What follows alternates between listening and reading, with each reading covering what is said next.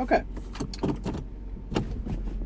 So this one is gonna kind of be a party composition part did video, part 2. But it's gonna be a little less pure party composition and more talking about like multi-class and flavors and shit. And I'm gonna use the Erlmeyer party as an example and kind of talk about their roles in the party and different how these characters might progress class-wise and how it interacts with their narratives. So, first we got Henich, who he's my character, and he's kind of the all-rounder. In almost every situation, he can participate. Like in social situations, he's a little less, especially in like the city environment that the party has been in for a while. So there's less for this character to do in that specific kind of environment, but he's like one of the two frontliners in combat. He does lots of damage, he takes lots of damage, he has spell casting, he can attack from range, he can do stealth, he can do social interactions, and he's good survival, so lots of exploration capability. The thing he's like weakest on is knowledge checks, but that's fine. So there's a few different ways he could multi-class. And first,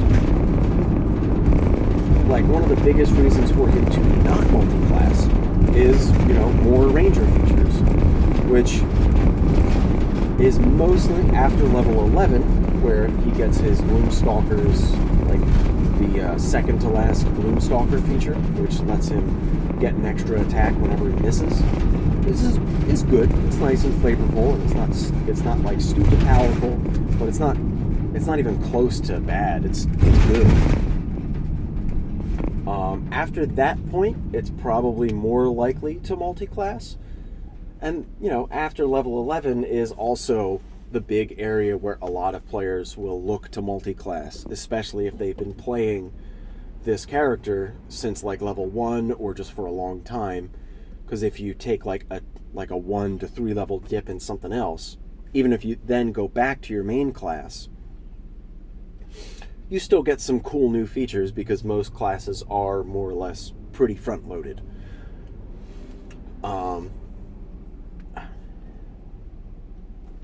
But so, other than that, the main reasons for Henich to stick with Ranger would be spell slots and to get 4th and 5th level Ranger spells, which 4th level Ranger spells kind of barely exist. There's like 2 decent ones, and that's kind of it. However, for Henich, specifically as a Gloomstalker, he would get greater invisibility, so that's really good, man. Then for once he gets up like really high to like what 17th level, 16th level, then he gets access to 5th level spells. Maybe it's 15th. I don't remember where it is. But then he gets access to 5th level spells, and the best one is probably like he gets Steel Wind Strike, and that one's cool. It's not amazing. And he also gets, what do you call it? He gets Guardian of Nature, I think it's called, where he gets to like transform for a little bit into like a more powerful form. And that one's cool. That would be worth it, but I don't know if going all that way, like just purely mechanics, would be, quote, worth it for Henich. But otherwise, he could do things like he could multi-class into fighter, monk, or rogue to keep the martial flavor going. Fighter is the simplest. It gives him access to action surge and second wind, an additional fighting style, all of which are good. At that point, Henich would probably take either blind fighting or blind fighting to be even better, like in the dark and in magical darkness and other situations. Or he would take thrown weapon fighting to get extra damage on his thrown weapons, or maybe archery to get extra accuracy on his thrown weapons, but either one is fine. So,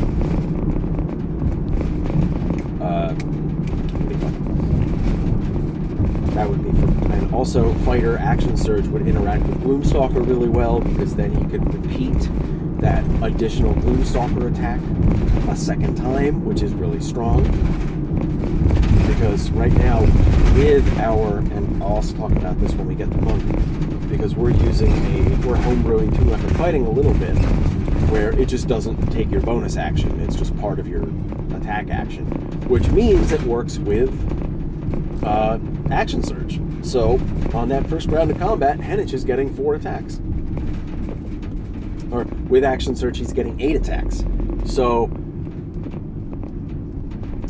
that would be really strong, and also maybe a bit I don't want to say front-loaded, but really dramatic.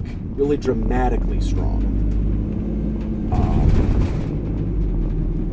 So Henich would be able to like completely annihilate single targets at the start of combat, which is fun. That could be a thing he does. If he takes Rogue, he gets extra skill proficiencies, more or less. He gets an extra skill proficiency, and he also gets what do you call it? Expertises, which for Henich he would not be taking. He would not be taking Thieves' Tools.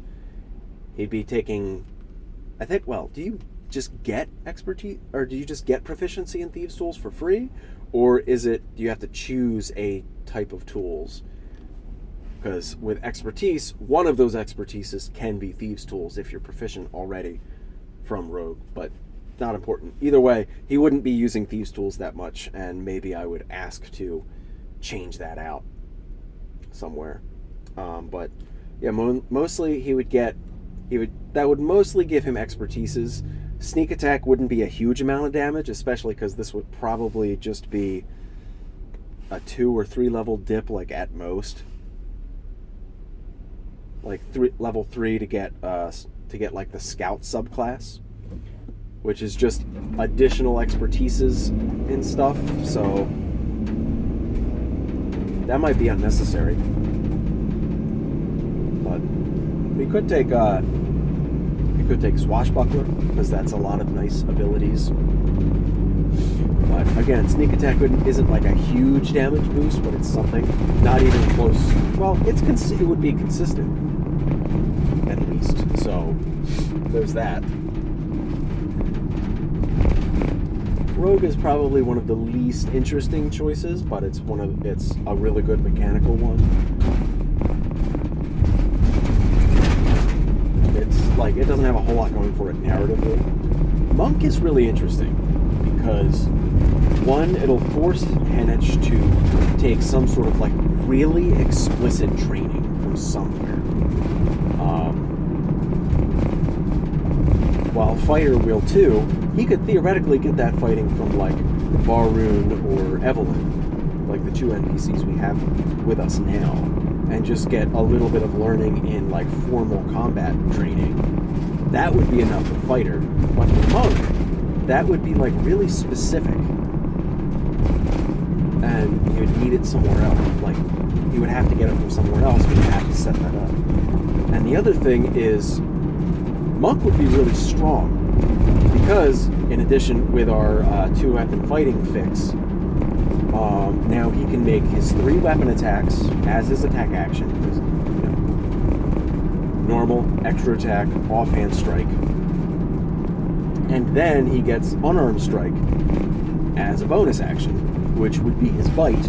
And then if you take this up to like level 2 or 3, he gets at least like 2 or 3 key points, and he can do a few flurry of blows per day, so that's 2 bites. So, like, if you're spending all of that, spending a key point on the first round of combat, he's getting extra attack, or normal attack, extra attack, offhand attack, Dread Ambusher attack for 4 strikes on the first round of combat, and then Flurry of Blows for 2 bite attacks using Dexterity.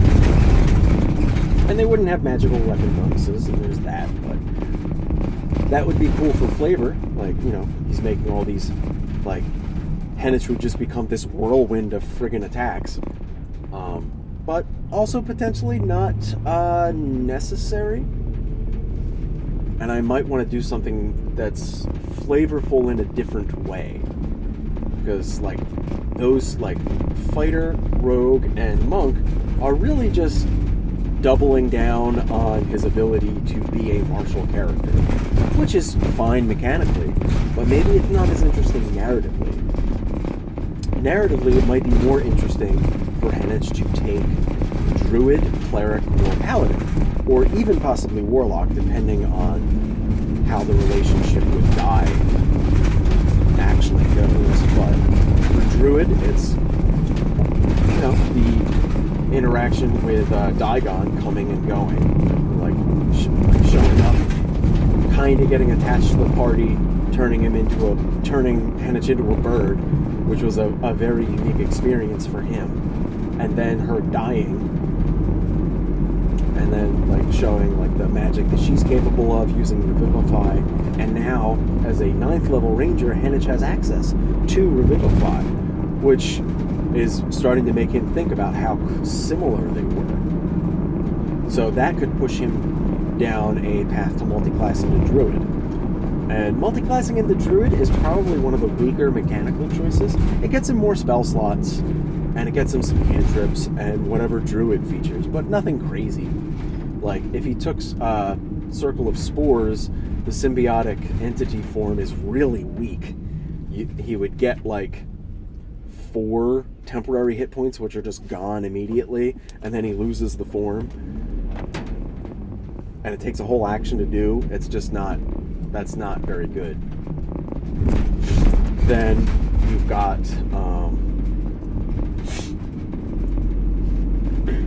he'd probably end up going Circle of the Land or Circle of Shepherds or Circle of the Shepherd. With Shepherd, you get like little totems you can place down and have some battlefield control, like either hinder enemies or buff you and your allies. That can be fun for Henich to do. And maybe that can represent him also moving past his like the Lizardfold lack of ability to plan ahead, because now he's using like real strategy instead of just throwing himself into combat and adapting to whatever happens. You can take Cleric, and again that's similar, more spell slots.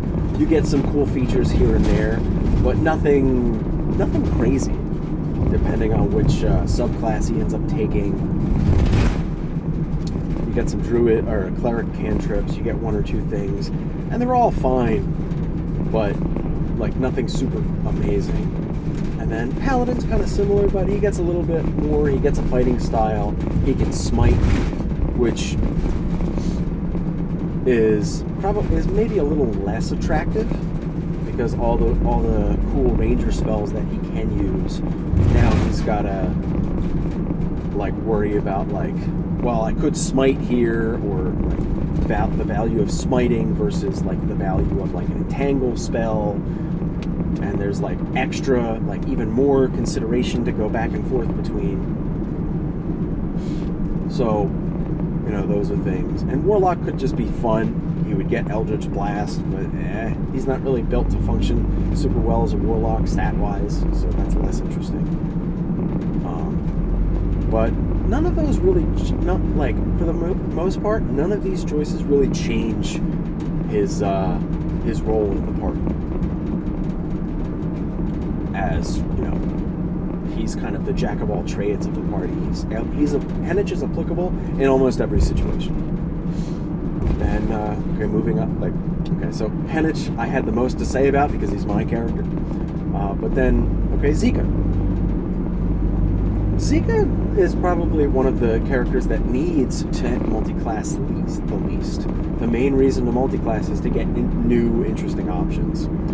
And Zika could multiclass into fighter, he could multiclass into paladin. Both of those offer interesting choices, depending on how far the player wants to take that.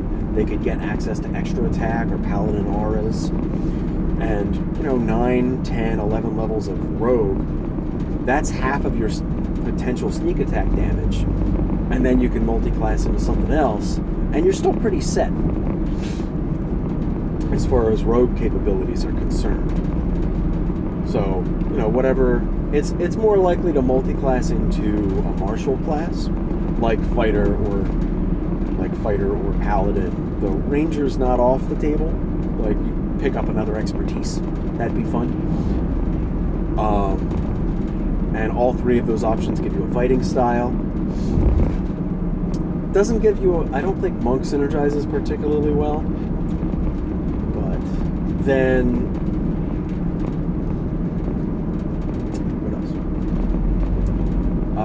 an option is Artificer.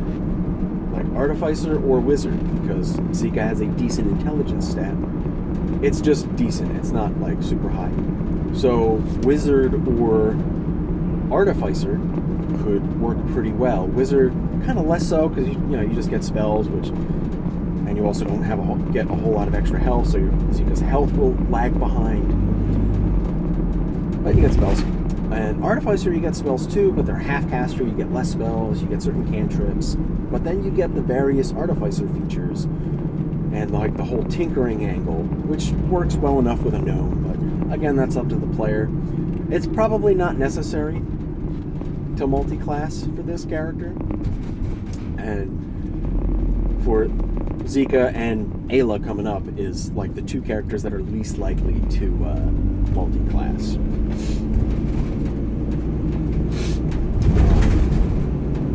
Then you've got Ayla, and she probably stands to gain the least from a multi-class. Not that she needs it the least, but she stands to gain the least, which is a little bit of a different situation. Like, it'll hinder her spell progression and sorcerer, and then also she's not really built for melee. She doesn't have amazing constitution. Her dex is only like 14 or so that's not great. So she can't really rely on like a rapier to like go into melee with or anything like that. She's better off relying on charisma. She could multi-class into Paladin and be a Sorcerer-in and then still just rely on spells anyway, just to pick up some Paladin features like get armor, get better weapon proficiencies, gain a fighting style. That could be interesting, but it would, again, like similar to Zika, it would just be for more options, not necessarily to like strengthen what the character is good at or shore up weaknesses. It's just widening the scope of what the character can do, which is a strength in and of itself. The Bard specifically would be a decent choice because it would play nicely with the spell slot progression. She wouldn't lose any spell slots, but it would hinder her spell choice progression because she would like get access to 6th level spells soon. But if she's not a level 12, 13 sorcerer, 12 or 13th sorcerer, then she wouldn't have access to 6th level sorcerer spells. She would get access to 2nd level bard spells at like that multi-class range if she multi-classed from level 9 out forward into bard. But it's not a bad choice. You get bardic inspiration, and some other features, but that's probably not the flavor that Ayla's player is really going for. It's not how Ayla feels. So she probably stands to gain the least from a multi-class. Then you've got Zephyria. And Zephyria could multi-class in a huge number of different ways, depending on how the player feels about it. They could double down on martial abilities and take fighter or possibly even ranger or maybe paladin, because Zephyria does have good charisma. I think she's got a 14 or so. She has really solid charisma. She could work as a paladin. Her auras wouldn't be like crazy powerful, and her spells wouldn't be super powerful, but she could smite, and smite works with rage. That's a weird bumper sticker. Anyway, yeah, because normally while you're raging, and she's a barbarian. While you're raging, you can't cast spells. You can't cast spells. I need a drink real quick. You can't cast spells, but you can smite. So that's a way for her to get new resources and dramatically increase her damage. And that could be fun for her.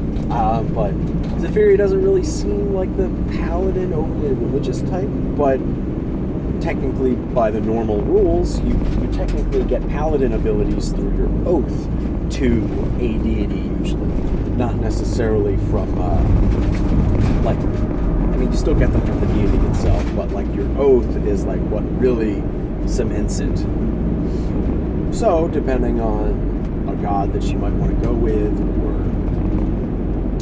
or, for all we know, she could be a paladin of the Academy of Magic or something. Some sort of weird nonsense like that, and that could function. Zephyria's player originally wanted to multiclass into Sorcerer early, but I feel like I turned her away from that a little bit. Just kind of accidentally, because, multiclassing into Sorcerer doesn't get you a whole lot. Like, if you're just going to dip one level, unless you're already some other spellcaster. And if you're a barbarian, it just kind of doesn't jive super well. But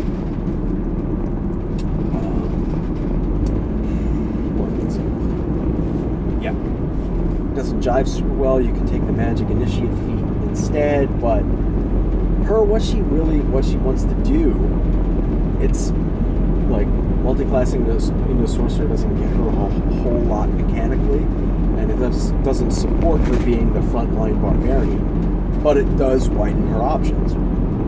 So a few levels of Sorcerer could be cool. But Paladin might be better, or maybe going Eldritch Knight Fighter, because then you still get fighter abilities. You get action surge, you get second wind, and you also get spells a little later on, and they're not amazing spells, but that might be a way for her to kind of satisfy her want to be a magical character. Especially if the DM allows the Eldritch Knight to function with charisma instead of intelligence, like it does by the rules, which, changing of like casting modifiers isn't unheard of. And like, for instance, if Henich multiclassed into Paladin, I would want to be a Wisdom Paladin instead of a Charisma Paladin. Because, that's what the character already does. There's no reason to, go for even more abilities. But, again, Paladin is, one of the least likely multi-classes for Henich. But Paladin could be a good choice for, or Paladin or Charisma Eldritch Knight could be good choices for Zephyria. And it all depends on where she wants to go. She might want to just stick with Barbarian. Yeah, that's kind of it. The characters' roles are pretty obvious, and for the most part, multiclassing isn't going to change those roles too much because of everything they're all capable of so far.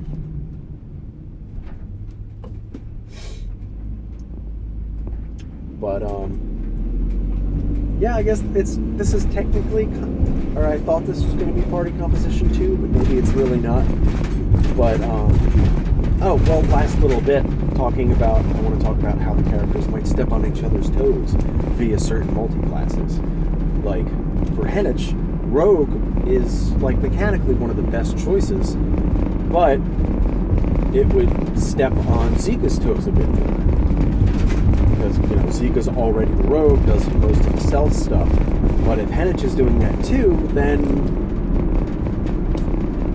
you know, if Henich is also just as good at stealth as Zika is that a problem? Is like doubling down on roles bad? I think in, like, for sneaky characters, it's probably not. You're not as much stepping on each other's toes as having another partner or another character that can go with you on these types of stealth missions.